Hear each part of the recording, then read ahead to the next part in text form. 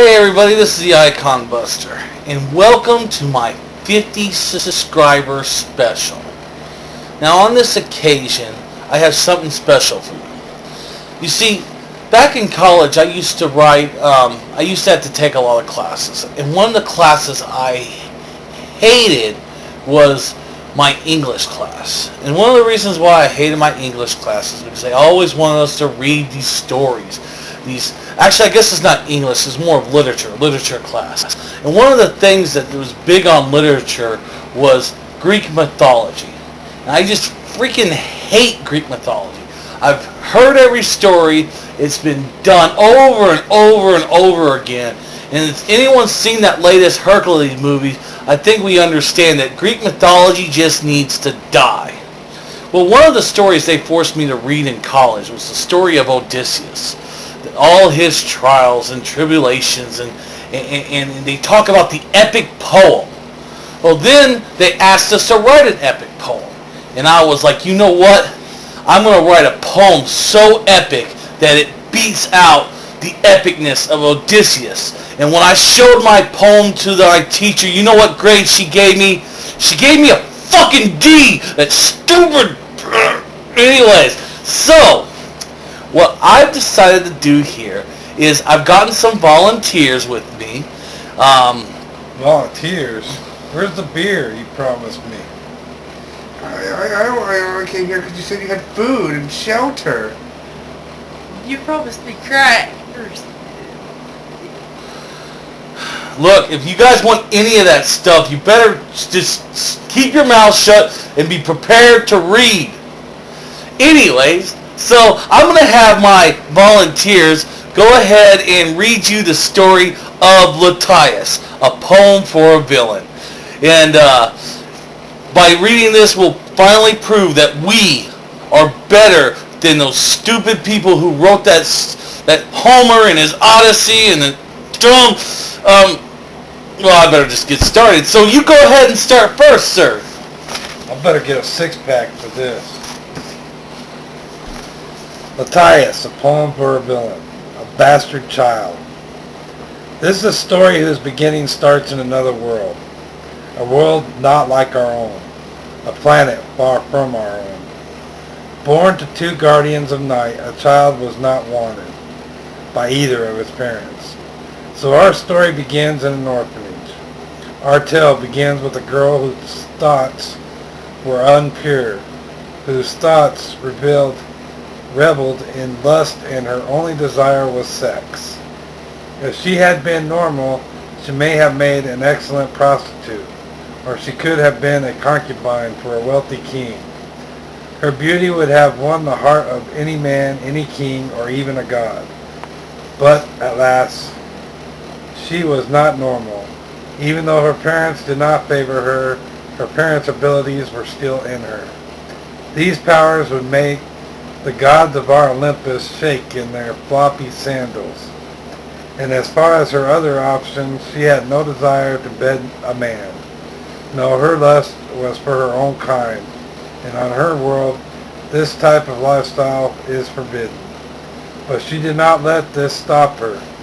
She began her affairs with the girls who lived at her orphanage, making them believe she wanted to be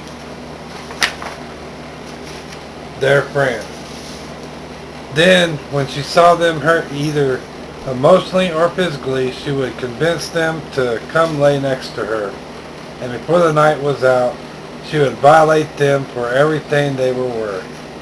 After this unholy act was done, the girls she laid with would begin to question themselves. There were even times when a girl would be driven so mad by the act that they would take their own lives. Something had to be done to protect the girls of the orphanage. So the village turned her into an outcast and forced her to leave her home. A new home. This is where Latias' journey begins. Wandering through a vast forest, looking for shelter, she came upon a village where a battle had been fought against a mighty group of orcs. As she came into the village, the people of the town took her in, because the town believed she was one of the hostages captured by the orcs. Upon arriving, she was taken to the leader of the village. This is when questioning began. Hello, fair stranger. We have been informed that your hometown had been sacked by orcs. You are welcome to stay in our city for as long as you like. For this is the village of Gomstein. Our armies protected this land and the people of the smaller villages. We can only hope to provide what help we can, and to inform you that the other prisoners who were with you did not escape the orcs' wrath. The evil mistresses liked what she heard, so she responded as only she could. Oh, how I am lucky to find such great people. My parents were torn apart by the orcs, but they died saving my life. My village was not armed to handle invaders such as them, so at last I was the only one to escape my village. But now I have no gold to offer for hospitality and no way to feed myself. I can only depend on the kindness of strangers. The major heard her words and felt pity for her. You are safe now, my child, and do not worry about your lack of monetary funds.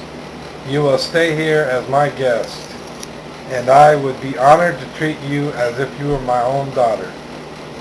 The feast. Shortly thereafter, the major's son returned with his troops. Then the people of the town had a great feast.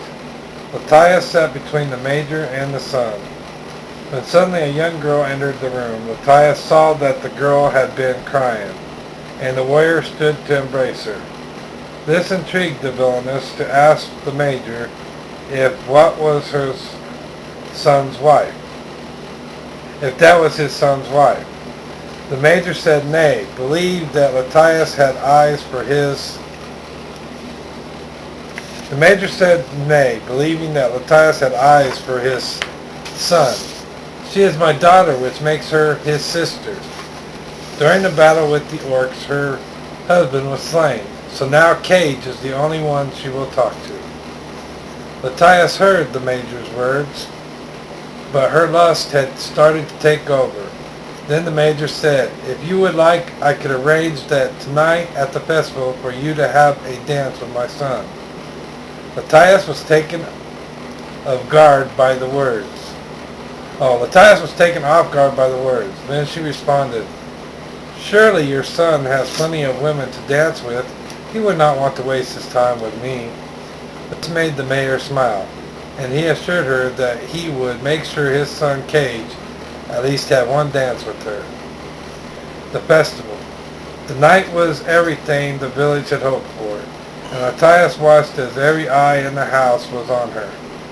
She also watched as the mayor's son danced with every available girl in the village. Absent from the event was the mayor's daughter, the girl who had caught Matthias' eye at the dinner. But with so many villagers around, she could not get away long enough to find her so she could introduce herself. Then a plan came into her mind. Since the brother is the only one she will talk to, she would have to win his heart and trust. By doing this, the sister would open up to her, and when that happened, she could get what she really wanted. Even though the plan brought a wicked smile to Matthias' lips, she knew the downside. Once the deduction was over, she would have to abandon the village. This was because her victim would be a daughter of a noble, and if she stuck around, she would be put to death. Her thoughts were interrupted by the mayor, who told her it was her turn to dance with his son. So she stood up and took Cage's hand, and she danced better than any other girl there. Her moves were both swift and graceful, and by the time the dance was over, Cage was completely smitten. Now Matthias had never seduced a man before, but she felt that this would be by far her easiest victim. They left the festival together. This is when her seduction began. Within no time at all, she had her victim fawning over her, and by the end of the night, Cage proposed marriage. A smile came over the lips of Matthias, and she responded as if she meant it with a yes. So, as you guys can see, this story has everything just like you got gods, you got homosexuality, you got betrayal, all the stuff that Greek mythology has to offer. The only problem I have is you read so slow. Today we're trying to compete against the monster that is known as Greek mythology, and you sit there and you read and you bore the hell out of all of us. And you also have typos and misspelled words. And hey! You have to figure out what stuff meant. Hey! You know what? That 6-pack I promised you is now a 5-pack. Better be 7. Better be 0. Get out! No, you get out! Get out! I'm not leaving until I get my beer. Just get out! No. You start reading now! I'm so hungry. Do you want to eat? Yes. Then start reading! A marriage and a betrayal.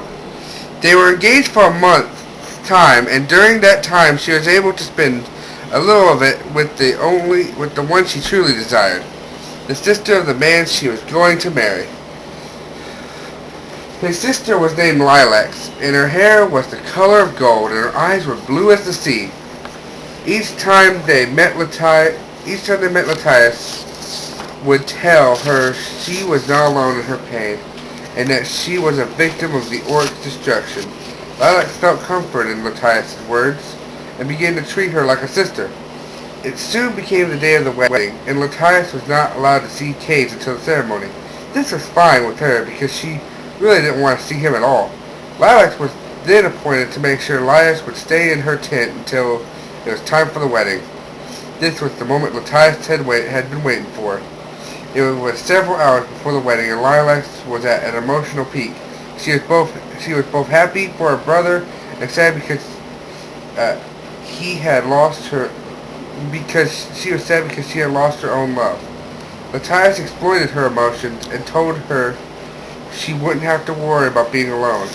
Then she caressed her hair and told her how her beauty outshined her own. Lilacs began feeling confused. No one had ever talked to her in such a way, and before she could figure out what was going to happen next, Matthias embraced her and took what she was after. Afterwards, Lilacs fled and hid until after the wedding. After the ceremony, Matthias told Cage she would meet him at his home after she had finished gathering her things from his father's place. She gathered her things and started making her way out of town. She knew it was only a matter of time before Lilacs would admit to what happened, and she would probably be put to death. As Matthias made her way from the village, she was confronted by Lilacs, who immediately struck her down. Lilacs was stricken with anger. "You come to our village and seduce my brother. You eat at our table and lie to our face. What do you expect to gain? You curse among my gender? How dare you try to leave us? What have you stole? Are you a spy? Why did you choose to leave now? What was it that you wanted from my brother, my people, me?" Matthias rose to her feet. "To answer most of these charges, I will say nothing. I came here because I had nowhere else to go.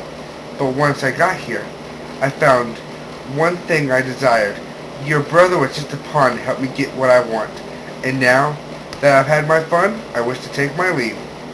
Lilac's anger still filled her voice. "Then I ask again, what was it you took from us? What was it you wanted? Why are you leaving now, foul wind? You are the wife of my brother, and you can have anything you want here." Matthias stared into the eyes of Lilacs. "Listen to me, my dear. I am not like other women. I do not seek companionship from the male gender. I never cared to be your brother's wife. My desire was for you.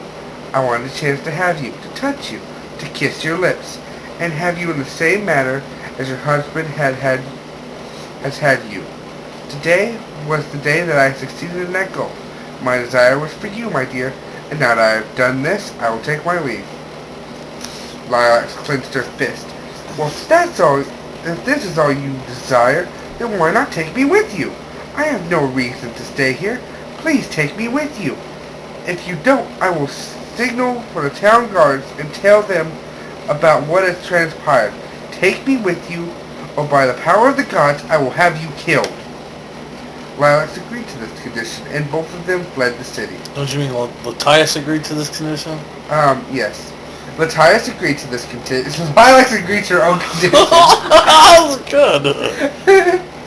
I'm glad at least someone agreed to it. Shut up! Keep reading! Oh, right. Latias agreed to this condition, and both of them fled the city. Lilac's rage warmed Latias' heart. This was the first time any of her consorts had ever stood up to her. The end of a friendship and the beginning of a legacy. After Latias and Lilac fled, they made their way into the mountains. It was in this mountain that they made their home. After several months of hiding out, word reached them that Lilac's village had been destroyed by dark forces. Rumor had it that her brother was away doing the attack, but her father was not so lucky. So Lilac set out to find her brother and to join him in combat against the dark forces. Latias stayed behind because she had no reason to be involved in this battle. This had led to a rift between the two friends. Lilac ventured out on her own, and 2 days later, Latias discovered that Lilac never made it to her brother, but instead was picked up by Norbin, the leader of the dark forces, and during the struggle she was killed. It was upon hearing this news that Latias acted. She traveled down the mountains toward the mainland. Upon hitting the mainland, she spotted Norbin and his army. She offered herself as a lady in waiting, so Norbin took her to a private cave. It was there she told Norbin to close his eyes. He did, and Latias pulled a knife from her belt and stabbed him. To her surprise, the weapon had no effect, and Norbin slapped it out of her hands. Then Norbin grabbed her by the hair and attempted to oppose his will on her, but somehow Latias threw him off her. This surprised both of them, but Norbin felt he would not be denied. He cast a spell of pure darkness that would rip any mortal to shreds, but the spell did not work. The spell was absorbed through Latias' skin, causing her body to glow like a house on fire.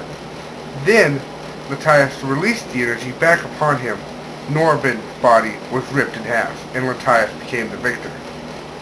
It was now time for Latias to make her escape, but she was thwarted by a young woman. The woman was dressed in a gown that heightened her private areas, and her face was young. It became obvious to Latias that she was Norbin's concubine, and she was here to serve her master. Latias attempted to make her way past her, but the Lady of the Night made a motion to block her exit. Hear my words, creature of lust. Latias spoke. I have no beef with you, or for what you do. In a different life, I could take pleasure in having an occupation such as yours. So please stand down. I don't want to be responsible for taking the life of a fellow sister. The woman did not stand down, but she made this response to Latias. Dear Master of Darkness, my name is Roko, and the reason for my truce is not to fight you, but to serve you. Your battle in this night proves you are the Dark Lord that the legions have been waiting for.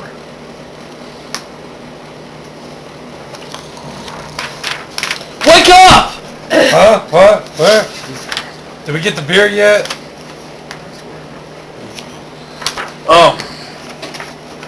No, there's no beer yet. And if you really want to be fed, I'd learn to read a whole lot better than that. Maybe that's why you're homeless, because you don't want to read for shit. Damn it! If we're gonna beat Greek mythology, you guys gotta do a whole lot better than this. Look, you're the last chance. If you want those drugs that I promised you, you better freaking do what I tell you and read the story right. Okay. There are few in the legions who truly respected Norbin. and I assure that no one here was truly loyal to him. It was only because of his power that they followed him. Now he is dead, and the legions will need a new master, someone whose vision is more than simple destruction. I see within you endless possibility. I see in you the potential to merge the light and the dark, one who through war can bring peace to all of Mordokia. The words echoed through Latias's mind. Then Latias spoke. The truth of this matter is, I do not even know how I was able to defeat him. I came here for vengeance only, because Norbin had killed my lover. Now I stand here more confused than ever, wondering how I was able to withstand and use Norbin's magic. I am no good to you, because I do not even know how my powers work, and it was with those words Latias left the scene. But somewhere in her mind she knew this would not be the last time she would see Rocco. Fleeing destiny. Latias made her travel through the mountains, and she came upon a village of goblins. She first made an attempt to find another path, but she found herself trapped in one of their pits. It was here she sensed her demise, but when the goblins found her in their trap, they immediately pulled her up and fell to their knees. Their leader had these words to say: "O great master, please forgive us of our ignorance. If we had only known it was you who had come to grace us with your presence, we would have come sooner to your rescue. Our traps are set to capture food, not to disgrace our kind leader. Please forgive us." Latias smiled and told them they were forgiven. Then she continued her journey through the mountains. As her journey progressed, she was plagued with more bizarre encounters. The one she found most disturbing is when she came across a group of ogres attacking a village. The ogres spotted her, put down their weapons, and she was approached by their leader and was asked whether or not they should continue their invasion. Latias responded with a no, and the ogres picked up their weapons and left the village. The village became grateful and offered Latias domain over the entire village. She declined, saying that they would disapprove of her lifestyle, but the village refused to let her leave. And they offered their daughters as Concubines? Compensation. Okay, compensation. So Latias remained there for some time, fulfilling destiny. Latias spent several months as their village's protector. Men would come to her offering their wives and daughters to her as companions. At first, Latias enjoyed the attention. She could have many women in the village, but at last this became a bore, because the hut had been taken away. Eventually, she boarded herself up in the major's villa and attempted to starve herself to death. After about a week, she realized that it wasn't working. Then she found a sharp nail and attempted to impale herself on it. The nail went through her heart, but it did not kill her. And when she removed the nail, the hole that it made was now gone. So then she tied up all of her garments to make a rope. She tied the rope to a board in the ceiling, and then she made a noose, wrapped it around her neck, and jumped off the top of her bed. Everything went as planned. The rope tightened up, the noose snapped on her neck, but to her surprise she was still alive, and her neck was still intact. Now she just flung helplessly in the mansion, still alive and well, with no other means to kill herself with, and no way to get down. An hour later she heard someone breaking through one of the boarded up windows, and a few seconds later Latias looked down from her noose and saw Rocco staring at her. The sight of Latias on the news caused Rocco to break out with laughter. "I see you still trying to run from who you are, but fate would not permit that. You are my... See, You are my liege. liege, a goddess of darkness that cannot be killed by mortal conventions." Rocco cut Latias's noose, causing Latias to fall on the floor. "O master," Rocco began, "the dark legions have waited long enough, and they wish for you to take your position as their leader. No, Latias replied, I will not lead them. Rocco smiled and squatted down next to Latias. Then she grabbed her master by the hair and said, yes, you will. Then Latias saw Rocco's head glow, and then Rocco put that head across her eyes, and Latias went to sleep. A new leader. Latias awoke and found herself in the place where she had killed Norman, and knelt beside of her was Rocco. As Latias was waking, Rocco began stroking her hair. Oh, master, you have trouble to solve. Your flight from us only delayed the indefinable. Inevitable. Yeah. You must become See your a path, leader. fella. It is not fitting for the hordes of darkness to wander about without a leader. Latias stared into Rocco's eyes. I do not wish to lead the hordes of darkness. All I want is to be left alone. I have no intention to bring hatred and evil to this world. I do not want to be part of any war. Listen to me, master, Rocco spoke. It is only through war that you can bring peace and understanding to the elven world. Though conquest brings understanding, you control the army, and through them you can control the world, which means you will make the laws. You will control who starves and who eats, and through your master you can take control. Allow no creature to come in harm's way, and through your power you can allow the elves and orcs and ogres and goblins to live as one. Rocco's words reached Latias' ears, and she knew she could not delay destiny any longer. It was then that Latias grabbed Rocco and pulled her close. Then she kissed her, and then came an act of passion, and through her act of passion sealed her fate as the new leader of the Dark Forces. A hero of war. The Dark Forces made their march and attacked countless kingdoms, but Latias did her best to keep the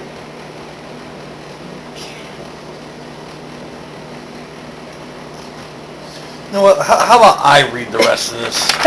You know, you guys are pitiful. Where's the beer? Where's the food? Where's the crack? I can't believe it's taking you to realize this long that I don't have any of those things. Liar! I was promised food. Look, before you guys, I see you guys are getting a little upset with me. I'll tell you what, I asked for one thing only, okay? Let me take this story home. Let me finish it. You guys all know you want to know how it ends. Read, so I can get my beer. Okay. One way or another. I'm going to go back. The hero of war. Dark forces made their march and attacked countless kingdoms, but Latias did her best to keep the casualties to a minimum. Latias made sure that the Dark Legions only attacked the soldiers of each kingdom, but she spared their villagers. It was through these acts of goodwill she earned support from all kingdoms. But then a rebellion force broke out and a new war began. The leader of the rebellion was Cage, the man who had married Latias, the man who had been betrayed by her as well. When the war had started, he had heard tales that Latias sacrificed his sister to the Dark Lord Norbin. Then she betrayed Norbin and became the new Dark Master. Even though these tales broke his heart, he was not out for revenge, but he felt that anyone who would betray people in that nature had no place as the sole ruler of Madakia. So he rallied up all the men who could and took them to a mountain called Lesdell. It was here he readied his armies for the final battle. Then word got to him that Latias could not be harmed by normal weapons. Upon hearing this, Cage went to a temple that was in an abandoned village and began praying. That is when a woman appeared to him in a robe. Cage immediately noticed she was not a woman of his world. She did not share the same facial structures and ears, and her ears were small and not pointy. She was a human. Cage had never seen a human before, and before he could react, the woman spoke to him. "Oh, dear brave warrior, I am Sarabella, My master and I have witnessed your hardship, and we wish to help you on your quest. As we speak, my master is preparing to deliver a weapon to your soldiers. These weapons will help you fight off the Dark Legions, and will lead you and your armies to victory." These words brought Cage deep happiness. He rose to his feet, and he embraced the stranger with open arms. He gave her a kiss on the cheek, and Cage left the temple. Sarabella stood silent and watched as Cage made his way back to his troop. She knew Cage was an honorable man, and she wished to do all she could to help him. "Oh, dear elven warrior, I am sorry for what is to come." The final battle. As Cage prepared for battle, Sarabella appeared to him again, this time dressed in silver armor. "Oh, great warrior, my master has delivered your weapons, and I come to fight with you in battle. May today be the day we deliver your world from darkness." This was the news he had been waiting for. So then Cage readied his troops, for he knew Latias was waiting on the other side of Mount Lesdell. The two armies met on top of the mountain. It was here that the battle began. The battle lasted for days, and Cage's army took the lead in an attempt to even the odds. Rocco made a charge direct towards Cage, but was struck down by Sarabella. This caused Latias to flee the scene, but she was pursued by Cage and Sarabella. Latias found a nearby cave, and it was there she tried to escape her pursuers. But she ran into a dead end. Cage and Sarabella found her, and it was here that Cage finally confronted her. "Oh, cursed creature, you have betrayed the trust of me and my family. But even now I have no will to kill you. Please surrender, and no harm will come to you." Latias knew she had no hope for victory, but she refused to be captured. "Oh, you poor noble soul, you will not take me alive, for I wish to die on my feet, then live on my knees." After Latias spoke her words, Cage felt a blow to the back of his head. He fell unconscious to the ground, for it was Sarabella who had knocked him out with the blunt of her sword. Now Latias was speechless, and another woman appeared from out of the thin air. She was a woman dressed in red, and had features of both a human and an elf. The woman made her way towards Latias and said, "Well, it seems you have yourself in a little bit of a jam here. Beyond these caves is an army that wants to kill you." Latias panicked. "Who are you, and what business do you have with me?" "My name is Ravenress. I am the captain of an orbiting space station that orbits over your planet. My reason for this intrusion is not to bring you harm, but to offer you amnesty. But this amnesty will come with a price." "What price?" "First, you will be removed from your planet, never to return. Then you will be trained as an officer for the sky-base Chobachon. Then, if you are successful in your mission, you will receive no punishment for the crimes you have committed on this world. In fact, you will be blessed by my company." Ravenress grabbed Latias by the hand. "You will be blessed by my company." Ravenress grabbed Latias by the hand. Then, with a flick of her wrist, they both disappeared. Sarabella stayed behind and tended to Cage. Cage's armies were victorious, and Sarabella helped him put his world back together. Soon they were married, and the peace came to the world of Mordakia, at least for a little while. So, Hey, look, a refrigerator. Hey, look, beer. There's some food. There's some crack. Yes! well, Get out of here. Yes!